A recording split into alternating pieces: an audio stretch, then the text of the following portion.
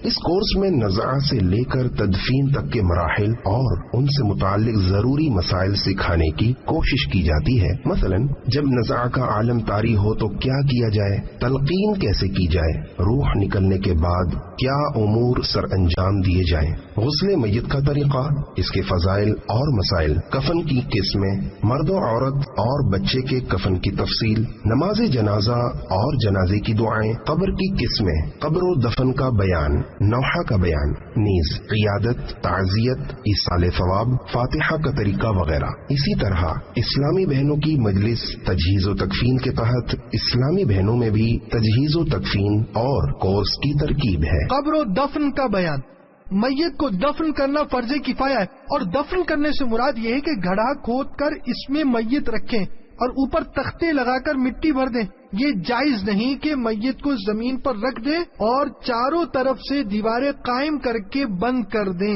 قبر آخرت کی منزلوں میں سب سے پہلی منزل ہے، اگر یہ آسان ہو گئی تو اس کے بعد والی منزلیں اس سے آسان ہوں گی، اور اگر یہاں مشکل ہوئی تو آگے اس سے بھی زیادہ مشکل معاملہ ہوگا۔ لہذا عقل مند وہی ہے جو اپنی موت اور قبر میں اترنے کو یاد کرے اور ابھی سے اس کے لیے تیاری کرے۔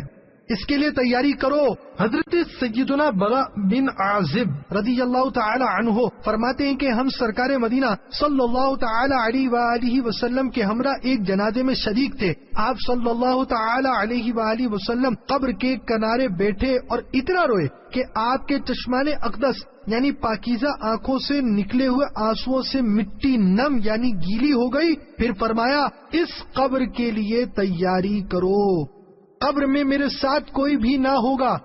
امیر المؤمنین حضرت سیدنا عثمان غنی رضی اللہ تعالی عنہ کے غلام حضرت سیدنا ہانی رضی اللہ تعالی عنہ فرماتے ہیں کہ امیر المؤمنین حضرت سیدنا عثمان غنی رضی اللہ تعالی عنہ جب کسی قبر کے پاس کھڑے ہوتے تو اس قدر روتے کہ آنسوؤں سے آپ رضی اللہ تعالی عنہ کی ریش یعنی داڑھی مبارک تر ہو جاتی۔ المواعظ العصفوریہ میں اس حکایت کو قدر تفصیل سے بیان کیا گیا ہے، اور اس میں کچھ یوں بھی ہے کہ جب حضرت سیدنا عثمان غنی رضی اللہ تعالی عنہ سے قبر کو دیکھ کر بہت زیادہ رونے کا سبب پوچھا گیا تو فرمایا مجھے اپنی تنہائی یاد آ جاتی ہے کیونکہ قبر میں میرے ساتھ لوگوں میں سے کوئی بھی نہ ہوگا۔ پھر نیکی کی دعوت کے مدنی پھول عنایت کرتے ہوئے فرمایا جس کے لیے اس کی دنیا قید خانہ ہے اس کے لیے اس کی قبر جنت، اور جس کے لیے اس کی دنیا جنت ہے اس کی قبر اس کے لیے قید خانہ ہے۔ جس کے لیے دنیا کی زندگی بطور قید تھی موت اس کی رہائی کا پیغام ہے۔ جس نے دنیا میں نفسانی خواہشات کو ترک کیا وہ آخرت میں پورا پورا حصہ پائے گا۔ بہتر شخص وہ ہے کہ جو کہ اس سے پہلے کہ دنیا اسے چھوڑے وہ خود دنیا کو چھوڑ چکا ہو اور اپنے پروردگار عز و جل سے ملنے سے قبل اس سے راضی ہو گیا ہو۔ ہر شخص کی قبر کا معاملہ اس کی دنیاوی زندگی کے مطابق ہے، یعنی نیکیوں میں زندگی گزاری تو قبر میں راحتیں، اور اگر بدیاں کرتے ہوئے مرا تو ہلاکتیں ہی ہلاکتیں۔ قبر کا میت سے خطاب فرمان مصطفیٰ صلی اللہ تعالی علیہ وآلہ وسلم ہے، جب میت کو قبر میں رکھا جاتا ہے تو قبر کہتی ہے اے انسان تجھ پر افسوس ہے، تجھے میرے بارے میں کس چیز سے دھوکے میں ڈالا تھا؟ کیا تجھے معلوم نہیں تھا کہ میں آزمائشوں، تاریکیوں، تنہائی اور کیڑے مکوڑوں کا گھر ہوں؟ جب تم مجھ پر سے آگے پیچھے قدم رکھتا گزرا کرتا تھا تو تجھے کون سا غرور گھیرے ہوتا تھا؟ اگر میت نیک ہوتی ہے تو اس کی طرف سے کوئی جواب دینے والا قبر کو جواب دیتا ہے، کیا تجھے معلوم نہیں ہے؟ یہ شخص نیکیوں کا حکم دیتا اور برائیوں سے روکا کرتا تھا۔ قبر کہتی ہے تب تو میں اس کے لیے سبزے میں تبدیل ہو جاؤں گی، اس کا جسم نورانی بن جائے گا اور اس کی روح اللہ تعالی کے قرب رحمت میں جائے گی۔ تو نے عبرت کیوں نہ حاصل کی؟ حضرت محمد بن سبیح رحمت اللہ تعالی علیہ فرماتے ہیں جب آدمی کو قبر میں رکھا جاتا ہے اور اسے عذاب دیا جاتا ہے تو اس کے قریبی مردے کہتے ہیں اے اپنے بھائیوں اور ہمسایوں کے بعد دنیا میں رہنے والے، کیا تو نے ہمارے جانے سے کوئی نصیحت حاصل نہ کی اور تیرے سامنے ہمارا مر کر قبروں میں دفن ہو جانا کوئی قابل غور بات نہ تھی؟ تو نے ہماری موت سے ہمارے اعمال ختم ہوتے دیکھے، لیکن تو زندہ رہا اور تجھے عمل کرنے کی مہلت دی گئی، مگر تو نے اس مہلت کو غنیمت نہ جانا اور نیک اعمال نہ کیے، اور اس سے زمین کا وہ ٹکڑا کہتا ہے اے دنیا کے ظاہر پر اترانے والے، تو نے اپنے ان رشتہ داروں سے عبرت کیوں نہ حاصل کی جو دنیاوی نعمتوں پر اترایا کرتے تھے، مگر وہ تیرے سامنے میرے پیٹ میں گم ہو گئے۔ ان کی موت انہیں قبروں میں لے آئی اور تو نے انہیں کندھوں پر سوار اس منزل کی طرف آتے دیکھا کہ جس سے کوئی راہ فرار نہیں ہے۔ میٹھے میٹھے اسلامی بھائیوں، اللہ عز و جل کے نیک بندے قبر کے اندرونی حالات پر خوب غور فرمایا کرتے ہیں، اور افسوس ہم بارہا قبریں دیکھتے ہیں مگر عبرت نہیں پکڑتے۔ کاش ہم بھی سنجیدگی سے غور کرنے والے بنے، اپنا محاسبہ کریں کہ قبر و آخرت کے لیے کیا تیاری کی ہے، اور جو زندگی باقی ہے اسے کیسے گزارنی ہے۔ آئیے اپنی بقیہ زندگی نیکیوں میں گزارنے، گناہوں سے تائب ہونے اور توبہ پر استقامت پانے اور خود کو قبر و حشر کی ہولناکیوں سے بچانے کی کوشش کرنے کے لیے تبلیغ قرآن و سنت کی عالمگیر غیر سیاسی تحریک دعوت اسلامی کے مدنی ماحول سے ہر دم وابستہ رہیے، نیکی کی دعوت کے مدنی کاموں میں بھرپور حصہ لیجیے، مدنی انعامات کے مطابق اپنی زندگی گزاریے، سنتوں کی تربیت کے مدنی قافلوں میں عاشقان رسول کے ساتھ سنتوں بھرے سفر کی ترکیب فرماتے رہیے۔ صلو علی الحبیب صلی اللہ تعالی علی محمد۔ تدفین میں شرکت کی فضیلت۔ میٹھے میٹھے اسلامی بھائیوں، جو جنازے میں شامل ہو اور تدفین کے ساتھ رہے تو وہ عظیم الشان ثواب کا حقدار ہوگا۔ 3 قرات کا ثواب۔ حضرت سیدنا جابر رضی اللہ تعالی عنہ سے روایت ہے کہ تاجدار رسالت شہنشاہ نبوت صلی اللہ تعالی علیہ وآلہ وسلم نے فرمایا، جو جنازے کے ساتھ چلا اور تدفین تک ساتھ رہا، اللہ عز و جل اس کے لیے ایسے 3 قرات ثواب لکھے گا جن میں سے ہر قرات جبل احد سے بڑا ہوگا۔ قبر کی قسمیں۔ بناوٹ کے اعتبار سے قبر کی 2 قسمیں۔ نمبر 1 لحد یعنی بغلی قبر، نمبر 2 شق یعنی صندوق۔ نمبر 1 لحد، اسے بغلی قبر بھی کہتے ہیں۔ اس کے تیار کرنے کا طریقہ یہ ہے کہ صندوق نما گھڑا کھود کر اس میں قبلے کی طرف دیوار میں اتنی جگہ کھودیں جس میں میت کو بآسانی رکھا جا سکے۔ خیال رہے لحد صرف سخت زمین میں ہی بنائی جا سکتی ہے، نرم زمین میں نہیں بن سکتی۔ نمبر 2 شق، یہ صندوق نما گھڑا کھود کر تیار کی جاتی ہے اور عام طور پر ہمارے ہاں یہی رائج ہے۔ لحد سنت ہے، اگر زمین اس قابل ہو تو یہی کریں اور نرم زمین ہو تو صندوق میں حرج نہیں۔ جنت البقیع میں لحد پانے والے مبلغ دعوت اسلامی۔ مرنا تو ہر ایک کو ہے، یقیناً موت آ کر ہی رہے گی، لیکن جسے مدینے میں موت آئے اور پھر جنت البقیع میں لحد بن جائے تو اس کے کیا کہنے۔ حدیث پاک میں ہے، تم میں سے جس سے ہو سکے کہ وہ مدینے میں مرے تو اسے چاہیے کہ وہ مدینے ہی میں مرے، کیونکہ جو مدینے میں مرے گا میں اس کی شفاعت فرماؤں گا اور اس کے حق میں گواہی دوں گا۔ موت لے کے آ جاتی زندگی مدینے میں، موت سے گلے مل کر زندگی سے مل جاتا۔ اہل بقیع کی فضیلت سے متعلق میرے آقا مدینے والے مصطفیٰ صلی اللہ تعالی علیہ وآلہ وسلم فرماتے ہیں، سب سے پہلے میری قبر کھلے گی، پھر ابو بکر، پھر عمر کی قبریں کھلیں گی، پھر میں اہل بقیع کے پاس آؤں گا تو وہ بھی اپنی قبروں سے نکلیں گے اور وہ میرے ساتھ ہوں گے۔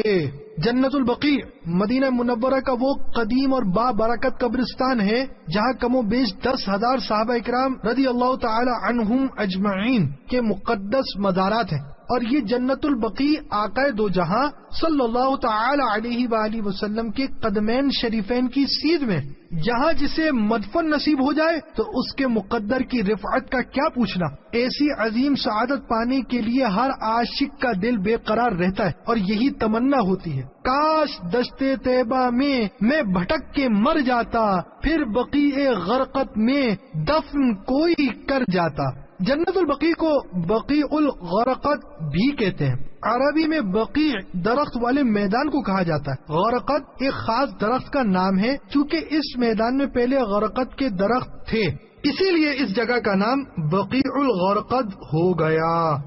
یقیناً قابل رشک ہیں وہ خوش بخت عاشقان رسول جنہیں مدینے میں مرنا نصیب ہوا اور جنت البقیع جن کا مدفن بنا۔ اگر آپ بھی مئے عشق رسول کے جام بھر بھر کر پینا، یاد مدینے میں تڑپنے کا قرینہ سیکھنا، مدینے میں مرنے کی اور بقیع پاک میں دفن ہو جانے کی تڑپ بڑھانا چاہتے ہیں تو آئیے دعوت اسلامی کے مدنی ماحول سے وابستہ ہو جائیے، مدنی انعامات کے مطابق عمل اور مدنی قافلے میں سفر کو اپنا معمول بنا لیجئے کہ معاشرے کے وہ افراد جو گناہوں کے دلدل میں دھسے ہوئے تھے دعوت اسلامی میں آ کر اپنے گناہوں سے تائب ہو گئے، جو کبھی مسجد کا رخ نہ کرتے تھے وہ مسجد آباد رکھنے والے بن گئے، جو کبھی سنتوں بھرے اجتماع میں شریک نہ ہوتے تھے وہ سنتوں کا درس دینے والے مبلغ بن گئے۔ آئیے ایک خوش نصیب عاشق رسول مبلغ دعوت اسلامی محمد عرفان عطاری کا واقعہ سنیے، جو دعوت اسلامی کے مدنی ماحول سے وابستہ تو کیا ہوئے، ان کی تقدیر ہی چمک اٹھی۔ مدینے میں مرنے اور بقیع پاک میں دفن ہونے کی سچی تڑپ نے انہیں بالآخر آقا صلی اللہ تعالی علیہ وآلہ وسلم کے قدموں میں پہنچا ہی دیا۔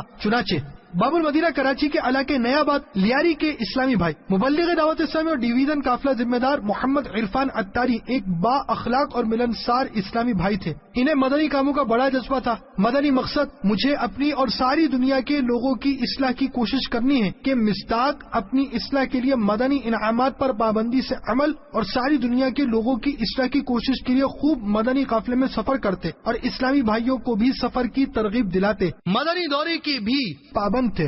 ان کا معمول تھا کہ نماز باجماعت کے لیے مسجد جاتے ہوئے اسلامی بھائیوں کو نماز کی دعوت دیتے۔ انہوں نے یکمشت 12 ماہ کے مدنی قافلے میں بھی سفر فرمایا اور خوب نیکی کی دعوت کی دھومیں مچائیں۔ گھر میں ان کا کردار پسندیدہ اور مثالی تھا، گھر کے تمام افراد ان سے محبت کرتے۔ عرفان بھائی ان پر انفرادی کوشش کرتے ہوئے انہیں بھی نیکی کی دعوت پیش کرتے۔ چنانچہ ان کی ترغیب پر ان کے بڑے بھائی نے 12 ماہ کے مدنی قافلے میں سفر کی سعادت پائی۔ نیکی کی دعوت کی دھومیں مچانے اور سنت عام کرنے کا جذبہ لے کر عرفان عطاری نے عاشقان رسول کے ہمراہ موزمبیق افریقہ کے مدنی قافلے میں بھی سفر کی سعادت پائی اور کم و بیش 25 ماہ وہیں مقیم رہے۔ اس دوران متعدد غیر مسلموں کو دائرہ اسلام میں داخل کرنے کی سعادت حاصل ہوئی، حتیٰ کہ فیضان مدینہ موزمبیق کی تعمیرات کے دوران بھی بعض غیر مسلموں نے ان کے ہاتھ پر اسلام قبول کیا۔ سنتوں کی تربیت کے مدنی قافلوں میں سفر کرتے کرتے پھر وہ دن بھی آیا کہ سچ مچ انہیں سفر مدینہ کا مژدہ ملا۔ غمخوار آقا کی بارگاہ سے جب بلاوا آیا تو لبیک کہتے ہوئے سعادت عمرہ پانے سوئے حرمین طیبین روانہ ہو گئے۔ والدہ اور بچوں کی امی بھی ہمراہ تھیں۔ مکہ مکرمہ میں عمرہ ادا کرنے اور کچھ دن قیام کے بعد مدینے کے لیے روانہ ہوئے۔ اب یہ مدینہ طیبہ میں تھے، وہاں کی پرکیف پرسوز معطر و معمر فضاؤں میں جب روزہ رسول پر حاضری کا وقت آیا تو دھڑکتے دل کے ساتھ با ادب حاضری کی سعادت پائی۔ ابھی مدینے میں ہی قیام تھا کہ اسی دوران بیمار ہو گئے اور تیز بخار کی وجہ سے طبیعت زیادہ ناساز ہو گئی۔ ظہر کی نماز ادا کرنے کے بعد رب عز و جل کی بارگاہ میں ہاتھ اٹھائے مناجات میں مشغول کچھ اس طرح عرض کر رہے تھے: یا اللہ، مجھے اب یہاں سے واپس نہیں جانا، میں یہیں مروں، میرا مدفن جنت البقیع ہو۔ دعا کے بعد آرام کرنے کے لیے لیٹ گئے، لیکن ان کی دعا بارگاہ الہی میں مقبول ہو چکی تھی، چنانچہ ان پر بے ہوشی طاری ہو گئی۔ جب اسپتال لے جانے کے لیے اسلامی بھائی اٹھانے لگے تو انہوں نے بلند آواز سے یا رسول اللہ کہا اور کلمہ طیبہ پڑھ کر پھر بے ہوش ہو گئے، اور پھر اسی بے ہوشی کے عالم میں روح قفس عنصری سے عالم بالا کی طرف پرواز کر گئی۔ ان کی نماز جنازہ گنبد خضرا کے جلبوں میں ادا کی گئی اور جنت البقیع میں تدفین ہوئی۔ اللہ عز و جل کی ان پر رحمت ہو اور ان کے صدقے ہماری بے حساب مغفرت ہو، آمین بجاہ النبی الامین صلی اللہ تعالی علیہ وآلہ وسلم۔ صلو علی الحبیب صلی اللہ تعالی علی محمد۔ قبر کی لمبائی چوڑائی کتنی ہو؟ قبر کی لمبائی میت کے قد سے کچھ زائد ہو اور چوڑائی آدھے قد کی اور گہرائی کم سے کم نصف قد کی، اور بہتر یہ کہ گہرائی بھی قد برابر ہو، یعنی قبر میت کے قد برابر کھودنا زیادہ بہتر ہے، کیونکہ اگر جسم گل سڑ گیا تو اس کی بدبو پھیلنے سے بچاؤ ہوگا، اور گہرائی کی وجہ سے گوشت خور جانور بجو بیٹھ گر سے حفاظت بھی ہوگی۔ اسے گور کھودیا بھی کہتے ہیں. یہ بعض اوقات قبر میں سوراخ کر کے گھس جاتا ہے اور گوشت کھا جاتا ہے. فقہائے کرام رحمہم اللہ السلام نے قبر گہری کھودنے کو پسند فرمایا اور اس کی ترغیب دلائی ہے. چنانچہ علامہ ابن عابدین شامی علیہ رحمت اللہ سامی فرماتے ہیں اگر قبر کو زیادہ گہرا کر کے میت کے قد برابر کیا تو زیادہ اچھا کیا. اس طرح گہرا کرنے کا مقصد بو روکنے اور درندوں کے اکھاڑنے سے بچانے میں مبالغہ ہے. محقق علی الاطلاق شیخ عبدالحق محدث دہلوی علیہ رحمۃ اللہ القوی فرماتے ہیں قبر گہری کرنا سنت ہے اس لیے کہ اس میں میت کو گوشت خور جانور بجو سے بچانا ہے، اور متوسط درجہ یہ ہے کہ سینے تک ہو. اس سے مراد یہ ہے کہ لحد یا صندوق اتنا ہو، یہ نہیں کہ جہاں سے کھودنی شروع کی وہاں سے آخر تک یہ مقدار ہو. قبر اندر سے کیسی ہو؟ قبر کے اندر کی دیواریں وغیرہ کچی مٹی کی ہوں، آگ کی پکی ہوئی اینٹیں استعمال نہ کی جائیں. اگر اندر میں پکی ہوئی اینٹ کی دیواریں ضروری ہوں تو پھر اندرونی حصہ مٹی کے گارے سے اچھی طرح لیپ دیا جائے. قبر کے اندر چٹائی وغیرہ بچھانا ناجائز ہے کہ بے سبب مال کا ضائع کرنا ہے. ممکن ہو تو اندرونی تختوں پر یاسین شریف، سورۃ الملک اور درود تاج پڑھ کر دم کر دیا جائے. تدفین کی نیتیں رضائے الہی پانے اور ثواب آخرت کمانے کے لیے عاشقان رسول کی تدفین میں حصہ لوں گا، فرض کفایہ ادا کروں گا، حق مسلم کی ادائیگی کروں گا، قبرستان کی دعا پڑھوں گا، السلام علیکم یا اہل القبور یغفر اللہ لنا ولکم وانتم سلفنا ونحن بالاثر. ممکن ہوا تو دوسروں کو بھی بلند آواز سے پڑھاؤں گا. پاؤں زخمی ہونے یا ایدا کا اندیشہ نہ ہوا تو قبرستان میں ننگے پاؤں چلوں گا. قبر پر پاؤں رکھنے اور بیٹھنے سے بچوں گا، اور ممکن ہوا تو نرمی سے سمجھا کر دوسروں کو بھی بچاؤں گا. بے جا گفتگو اور ہنسی مذاق سے پرہیز کروں گا. موقع کی مناسبت سے لوگوں کو اکٹھا کر کے نیکی کی دعوت پیش کروں گا. موت اور قبر میں اترنے کو یاد کر کے خود کو اور دوسروں کو عبرت دلاؤں گا. مرحوم اور تمام مؤمنین کے لیے دعائے مغفرت کروں گا. ایصال ثواب بھی کروں گا. صلو علی الحبیب صلی اللہ تعالی علی محمد. تدفین کا طریقہ: جنازہ قبر کے قریب قبلے کی جانب رکھیے کہ مستحب ہے، اور میت کو قبلے کی جانب ہی سے قبر میں اتاریں. قبر کی پائنتی یعنی پاؤں کی جانب والی جگہ رکھ کر سر کی طرف نہ لائیں. حسب ضرورت 2 یا 3 اور بہتر یہ کہ قوی اور نیک آدمی قبر میں اترے. عورت کی میت محارم اتاریں، یعنی وہ جن سے اس عورت کا نکاح ہمیشہ کے لیے حرام تھا، جیسے بھائی، بیٹا، باپ وغیرہ. یہ نہ ہو تو دیگر رشتہ دار. یہ بھی نہ ہو تو پرہیزگاروں سے اتروائیں. عورت کی میت کو اتارنے سے لے کر تختے لگانے تک کسی کپڑے سے چھپائے رکھیں. قبر میں اتارتے وقت یہ دعا پڑھیں: بسم اللہ و باللہ و علی ملت رسول اللہ. میت کو سیدھی کروٹ پر اس طرح لٹائیں کہ اس کا منہ اور سینہ قبلے کی طرف ہو جائے. اس کا آسان طریقہ یہ ہے کہ میت کی پیٹھ کے نیچے نرم مٹی یا ریتے کا تکیہ سا بنا دیں اور ہاتھ کو کروٹ سے الگ رکھیں. جہاں اس میں دقت ہو تو چٹ لٹا کر منہ قبلے کو کر دیں. اب اکثر یہی معمول ہے. اگر معاذ اللہ عز و جل منہ غیر قبلہ کی طرف رہا اور ایسا سخت ہو گیا کہ پھر نہیں سکتا تو چھوڑ دیں اور زیادہ تکلیف نہ دیں. کفن کی بندش کھول دیں کہ اب ضرورت نہیں، اور نہ کھولی تو بھی حرج نہیں. البتہ جہاں کفن کی بندش کھولنے سے سطر کھلنے اور عورت کی بے پردگی کا اندیشہ ہو تو ہرگز کھولنے کی اجازت نہیں. اگر میت کا منہ دیکھنے کے لیے کہ قبلے کی جانب ہوا یا نہیں، عورت کا چہرہ کھلوانے کی حاجت ہو تو یہ احتیاط ملوز خاطر رہے کہ کسی نامحرم کی نظر چہرے پر نہ پڑے. کفن کی گرہ کھولنے والا یہ دعا پڑھے: اللہم لا تحرمنا اجرہ ولا تفتنا بعدہ. ترجمہ: اے اللہ عز و جل ہمیں اس کے اجر سے محروم نہ کر اور ہمیں اس کے بعد فتنے میں نہ ڈال. قبر کچی اینٹوں سے بند کر دیں. اگر زمین نرم ہو تو لکڑی کے تختے لگانا جائز ہے. ذہن نصیب: سادات کرام اپنے رحمت بھرے ہاتھوں قبر میں اتار کر ارحم الراحمین کے سپرد کریں.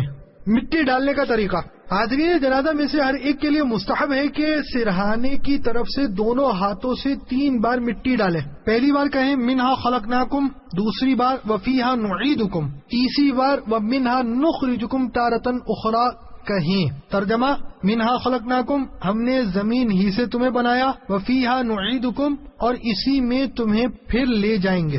وَمِنْهَا نُخْرِجُكُمْ تَارَةً أُخْرَى، اور اسی سے تمہیں دوبارہ نکالیں گے۔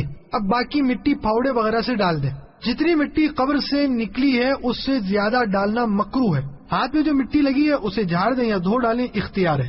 بعد تدفین قبر ڈھال والی بنائیں۔ قبر اونٹ کے کوہان کی طرح ڈھال والی بنائیں، چوکھنٹی یعنی 4 کونوں والی، جیسا کہ آج کل تدفین کے کچھ روز بعد اکثر اینٹوں وغیرہ سے بناتے ہیں، نہ بنائیں۔ قبر 1 بالش اونچی ہو یا مزید کچھ زیادہ۔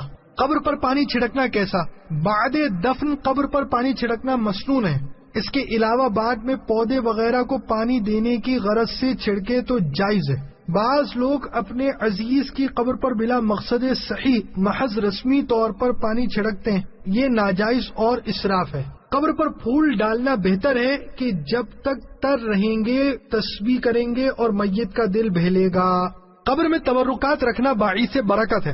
شجرہ یا عہد نامہ قبر میں رکھنا جائز ہے، اور بہتر یہ کہ میت کے منہ کے سامنے قبلے کی طرف تاب کھود کر اس میں رکھیں، بلکہ در مختار میں کفن پر عہد نامہ لکھنے کو جائز کہا ہے اور فرمایا ہے کہ اس سے مغفرت کی امید ہے، اور میت کے سینے اور پیشانی پر بسم اللہ الرحمن الرحیم لکھنا جائز ہے۔ ایک شخص نے اس کی وصیت کی تھی، انتقال کے بعد سینہ اور پیشانی پر بسم اللہ شریف لکھ دی گئی۔ پھر کسی نے انہیں خواب میں دیکھا، حال پوچھا، کہا جب میں قبر میں رکھا گیا عذاب کے فرشتے آئے، فرشتوں نے جب پیشانی پر بسم اللہ شریف دیکھی کہا تو عذاب سے بچ گیا۔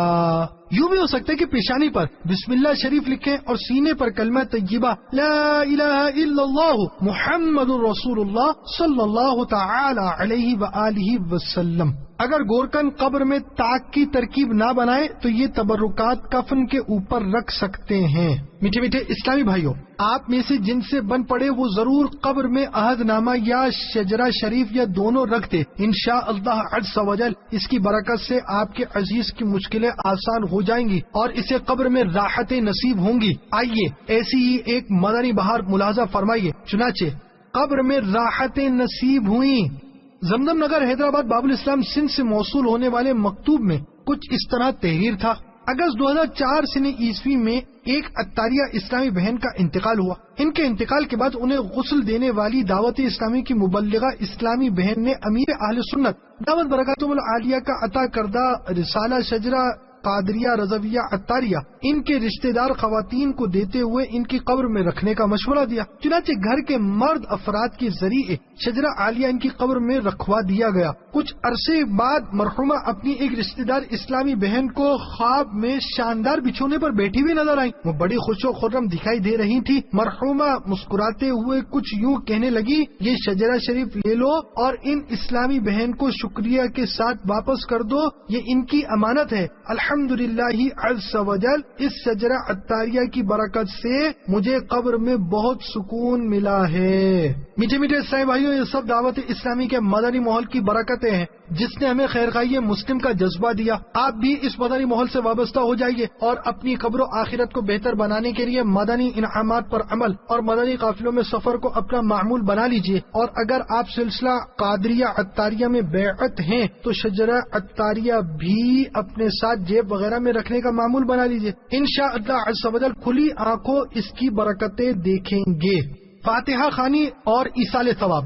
فاتحہ خوانی مروجہ صورتیں اور آیتیں تلاوت کر کر حضور سید عالم صلی اللہ تعالی علیہ وآلہ وسلم اور آپ کے وسیلے سے تمام انبیاء و مرسلین، ملائکہ مقربین، صحابہ و صحابیات، امہات المؤمنین و اہل بیت اطہار، شہداء کرام و علماء دین، اولیاء کرام و بزرگان دین کو ایصال ثواب کیجیے۔ پھر تمام مسلمان جن و انس اور خصوصاً مرحوم یا مرحومہ کو ایصال کیجیے۔ دفن کے بعد سرحان سورہ بقرہ کا پہلا رکوع الف لام میم تا مفلحون۔ الف لام میم ذلك الكتاب لا ريب فيه هدى للمتقين الذين يؤمنون بالغيب ويقيمون الصلاة ومما رزقناهم ينفقون والذين يؤمنون بما أنزل إليك وما أنزل من قبلك وبالآخرة هم يوقنون أولئك على هدى من ربهم وأولئك هم المفلحون. اور قدموں کی طرف آخری رکوع آمن الرسول سے ختم سورت تک. آمن الرسول بما أنزل إليه من ربه والمؤمنون كل آمن بالله وملائكته وكتبه ورسله لا نفرق بين أحد من رسله وقالوا سمعنا وأطعنا غفرانك ربنا وإليك المصير. لا يكلف الله نفسا إلا وسعها لها ما كسبت وعليها ما اكتسبت ربنا لا تؤاخذنا إن نسينا أو أخطأنا ربنا ولا تحمل علينا إصرا كما حملته على الذين من قبلنا ربنا ولا تحملنا ما لا طاقة لنا به واعف عنا واغفر لنا وارحمنا أنت مولانا فانصرنا على القوم الكافرين. پڑھنا مستحب ہے. قبر کے سرہانے قبلہ رو کھڑے ہو کر اذان دیجیے کہ میت کے لیے نہایت نفع بخش ہے.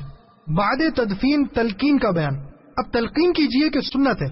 حدیث پاک میں ہے جب تمہارا کوئی مسلمان بھائی مرے اور اس کو مٹی دے چکو تو تم میں ایک شخص قبر کے سرہانے کھڑا ہو کر کہے یا فلاں بن فلانا، وہ سنے گا اور جواب نہ دے گا. پھر کہے یا فلاں بن فلانا، وہ سیدھا ہو کر بیٹھ جائے گا. پھر کہے یا فلاں بن فلانا، وہ کہے گا ہمیں ارشاد کر اللہ تعالیٰ تجھ پر رحم فرمائے، مگر تمہیں اس کے کہنے کی خبر نہیں ہوتی. پھر کہے اذکر ما خرجت علیہ من الدنیا شہادت ان لا الہ الا اللہ وان محمدا عبدہ ورسولہ صلی اللہ تعالی علیہ وآلہ وسلم وانک ردیت باللہ ربا وبالاسلام دینا وبمحمد صلی اللہ تعالی علیہ وآلہ وسلم نبیا وبالقرآن اماما. ترجمہ: تو اسے یاد کر جس پر تو دنیا سے نکلا، یعنی یہ گواہی کہ اللہ کے سوا کوئی معبود نہیں اور محمد صلی اللہ تعالی علیہ وآلہ وسلم اس کے بندے اور رسول ہیں، اور یہ کہ تو اللہ عز و جل کے رب اور اسلام کے دین اور محمد صلی اللہ تعالی علیہ وآلہ وسلم کے نبی اور قرآن کے امام ہونے پر راضی تھا. منکر نکیر ایک دوسرے کا ہاتھ پکڑ کر کہیں گے چلو ہم اس کے پاس کیا بیٹھے جسے لوگ اس کی حجت سکھا چکے. اس پر کسی نے عرض کی یا رسول اللہ صلی اللہ تعالی علیہ وآلہ وسلم اگر اس کی ماں کا نام معلوم نہ ہو، فرمایا تو حوا کی طرف نسبت کرے. یاد رہے یا فلاں بن فلانا کی جگہ میت اور اس کی ماں کا نام لے. مثلا یا محمد الیاس بن امینہ، اور اگر میت اسلامی بہن کی ہو تو مثلا یا فاطمہ بنت حلیمہ وغیرہ. نیز تلقین صرف عربی میں کی جائے. بعض اجلہ ائمہ تابعین فرماتے ہیں جب قبر پر مٹی برابر کر چکے اور لوگ واپس چلے جائیں تو مستحب سمجھا جاتا تھا کہ میت سے اس کی قبر کے پاس کھڑے ہو کر کہا جائے یا فلاں قل لا الہ الا اللہ 3 بار، یعنی اے فلاں تو کہہ کہ اللہ کے سوا کوئی معبود نہیں. نوٹ: یہاں یا فلاں کی جگہ میت کا نام لے، مثلا یا الیاس یا فاطمہ وغیرہ. پھر کہا جائے قل ربی اللہ و دینی الاسلام و نبی محمد صلی اللہ تعالی علیہ وآلہ وسلم، یعنی تو کہہ میرا رب اللہ ہے اور میرا دین اسلام ہے اور میرے نبی محمد صلی اللہ تعالی علیہ وآلہ وسلم ہیں.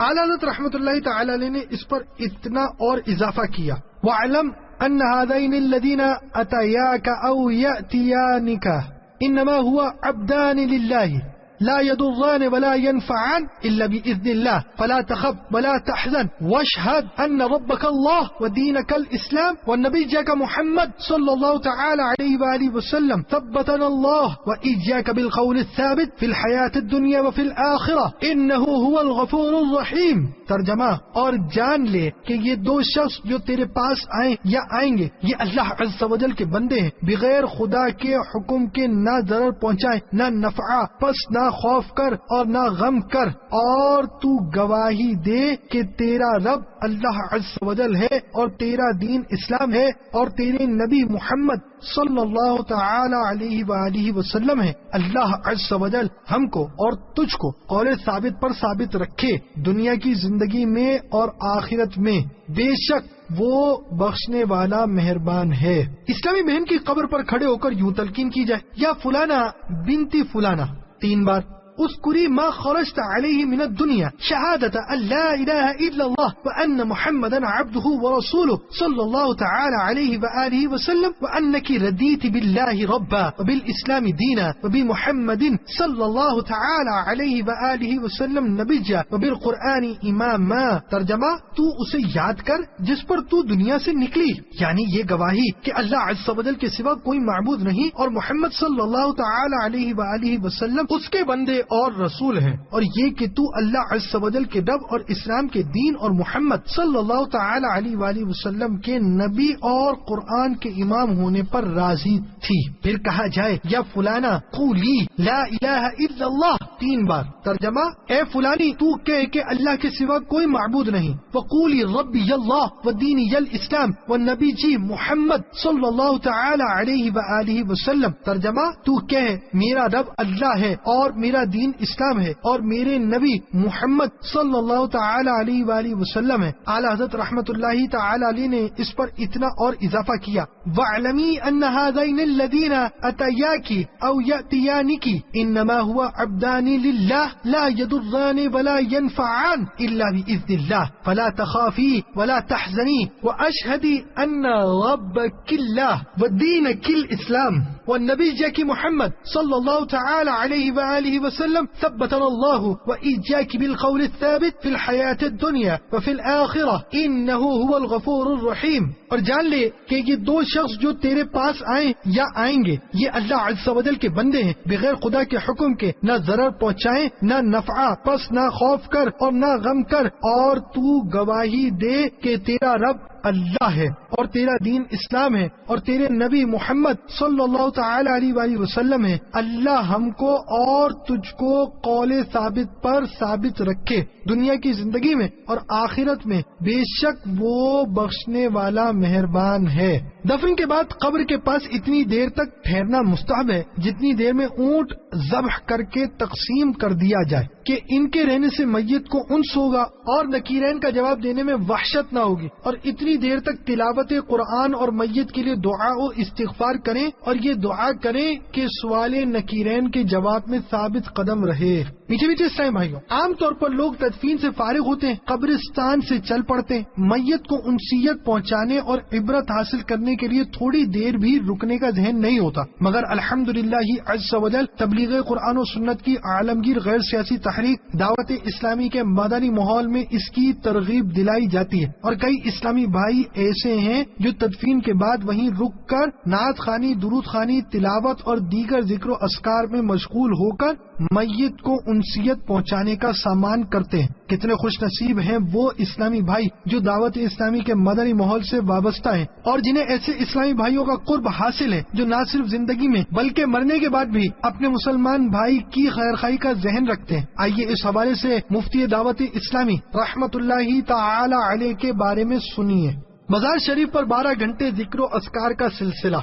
جب آپ رحمت اللہ تعالی علیہ کی تدفین ہو چکی تو شیخ طریقت امیر اہل سنت دامت برکاتہم العالیہ کی ترغیب پر 250 سے زائد اسلامی بھائی تقریباً 12 گھنٹے تک آپ کے مزار پر ٹھہر کر نعت خوانی، اصلاحی بیان اور ذکر و درود میں مشغول رہے، اور اس دوران نمازوں کے اوقات میں باجماعت نماز کا سلسلہ بھی رہا۔ مزید وہیں ایک مدنی قافلہ بھی ہاتھوں ہاتھ تیار ہو گیا جو صحرائے مدینہ میں 7 دن بعد باب الاسلام سندھ سطح پر ہونے والے سنتوں بھرے اجتماع تک وہیں مقیم رہا۔ کسی کی قبر باغ اور کسی کی قبر میں آگ۔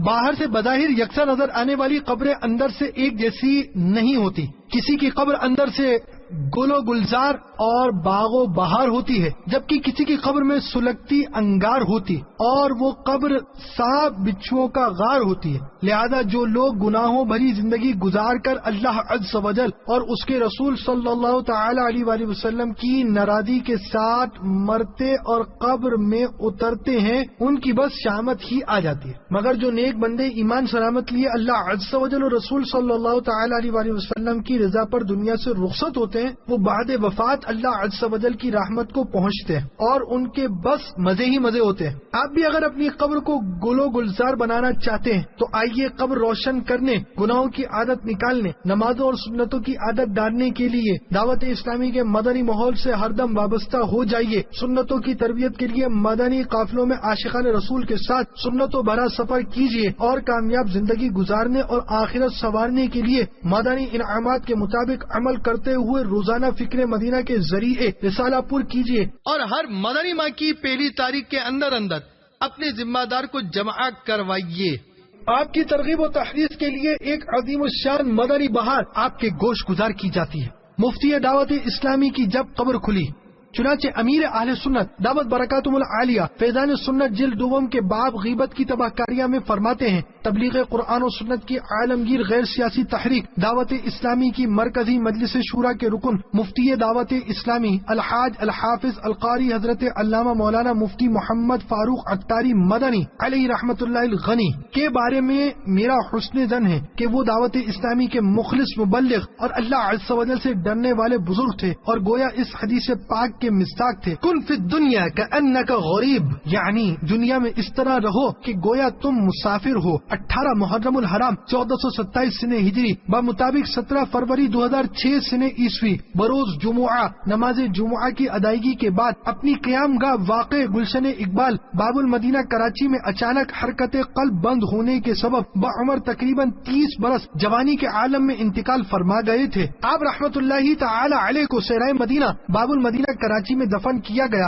وصال شریف کے تقریباً 3 سال 7 مہینے 10 دن بعد یعنی 25 رجب المرجب 1430 سنہ ہجری بمطابق 18 جولائی 2009 سنہ عیسوی ہفتہ اور اتوار کی درمیانی رات باب المدینہ کراچی میں کئی گھنٹے تک موسلادھار برسات ہوئی، جس کی وجہ سے مفتی دعوت اسلامی الحاج الحافظ محمد فاروق عطاری علیہ رحمت اللہ الباری کی قبر درمیان سے کھل گئی۔ جو اسلامی بھائی صحرائے مدینہ میں حفاظتی امور پر متعین ہیں، انہوں نے صبح کے وقت دیکھا کہ قبر سے سبز رنگ کی روشنی نکل رہی ہے۔ عارضی طور پر قبر درست کرنے والے اسلامی بھائیوں کا حلفیہ یعنی قسم کھا کر کچھ یوں بیان ہے کہ ہم نے دیکھا کہ تدفین کے تقریباً 3.5 سال بعد بھی مفتی دعوت اسلامی قدس سرہ السامی کی مبارک لاش اور کفن اس طرح سلامت تھے کہ گویا ابھی ابھی انتقال ہوا۔ تکفین کے بعد سر پر رکھا جانے والا سبز امامہ شریف آپ کے سر مبارک پر اپنے جلوے لٹا رہا تھا۔